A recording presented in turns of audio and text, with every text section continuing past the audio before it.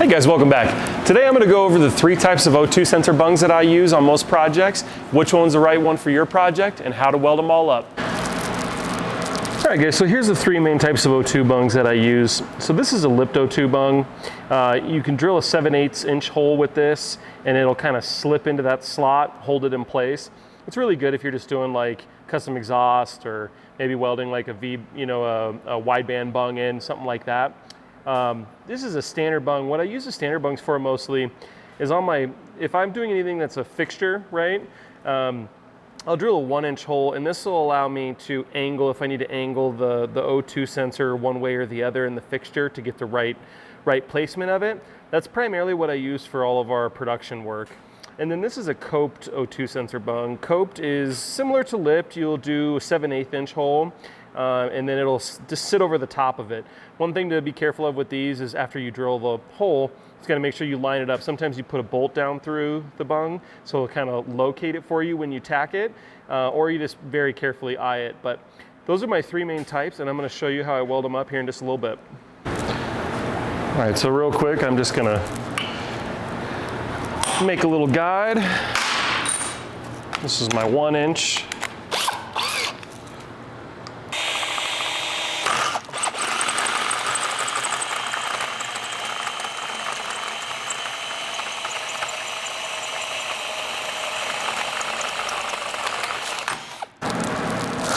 So after you get the 1-inch hole drilled, you also want to just deburr it real quick.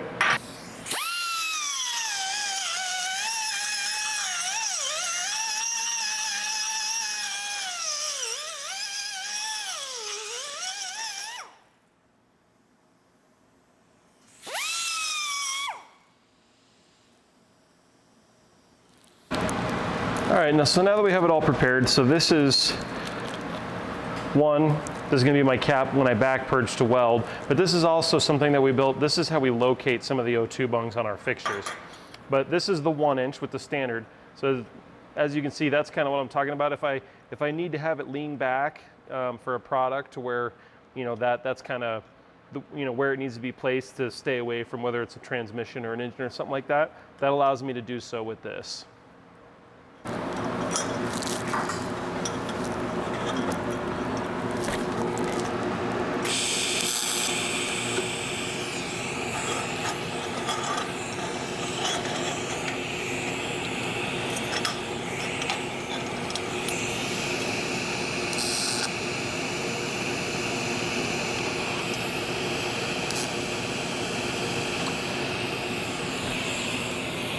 I always like to do at least 3 tacks on O2 sensor bungs, especially if you are working at an angle, just so that way with 3 of them, you can't bend it, you can't move it, it's going to be in place.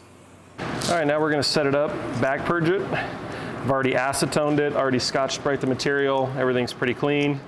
I'm going to be using 16th inch 308 for this one, and we'll give it a go.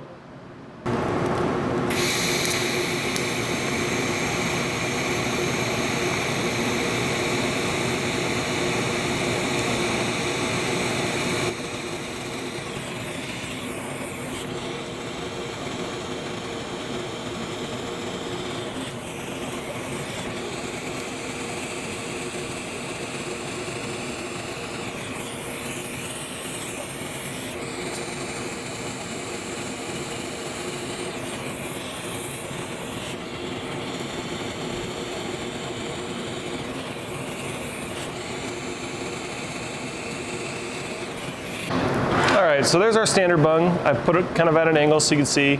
Decent color. Kind of had to rush that one a little bit, but gives you a pretty good idea what it'll look like with the 16th inch filler. So now we have the 7/8 hole drilled. So the lipped one will kind of sit in there. And what is really nice about the lipped bungs is they're way easier to tack because they'll just sit right in there and you can just put it down on the table and tack it up no problem. A lot easier than the standard bungs. These will sit on top as well, but like I was kind of telling you, you just gotta be careful that you don't get over to the side, block it off at all. 7/8 is big enough that typically you won't have a problem. And if you get the right, if you're at the right angle, it'll sit up there to tack as well. So definitely like the coped and the lip for that. One thing I do dislike about the coped a little bit is because it's sitting up on top of the tube, it's a little bit hard to see, but there's almost a little bit of a gap. It's not bad. I mean, obviously, you know, you could TIG weld it no problem, but one thing that's nice about the standard bung sitting down in the hole is that you do have kind of a perfectly flat surface to weld to. All right, guys, so there's a finished product. So this here is the coped. This is the standard.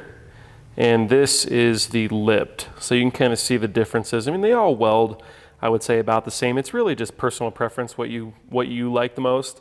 I would say I still prefer the standard, honestly. But there's an application for all three of them. So I hope that was helpful. All right, guys, I hope you enjoyed this video. I hope that clears up some questions about which O2 bungs you might want to use on your next project. If you're liking these videos, make sure you like and subscribe. We're also starting a newsletter, so you can sign up down below. We'll be doing some giveaways, some how-to emails and stuff like that. So hope you enjoy all that. We'll see you in the next one.